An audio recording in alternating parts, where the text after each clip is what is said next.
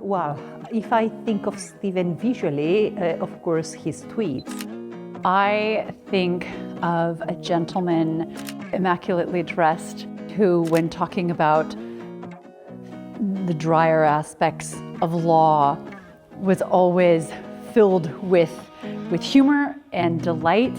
The first memory that comes to mind for myself is laughter and just a really big presence. It is him dressed in a tweed jacket, wearing, I think, Bordeaux or Burgundy shoes, and winking or smiling. We're here today to celebrate the life of the late Professor Steven Haines, a close mentor, a close friend, and I would say one of the founding fathers of the human rights at sea movement. Everything was just brilliant. Every time I'd walk into the room, he'd be like, "Molly!" I wouldn't get any work done.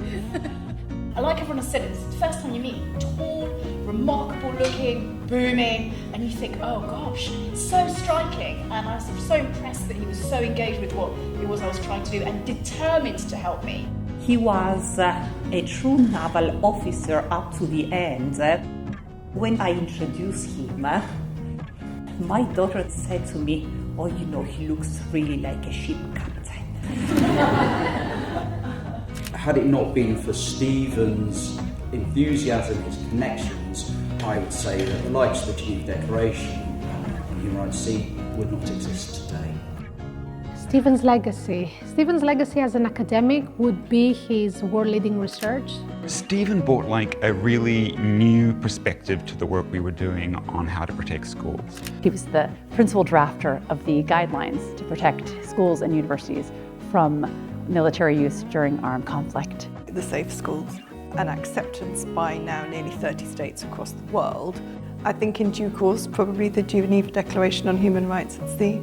I think his legacy, it just lives in us, in all of us that have been touched by Steven, feel more empowered, more encouraged, and we all always remember you can have a very interesting life, a very extraordinary life, and touch so many people.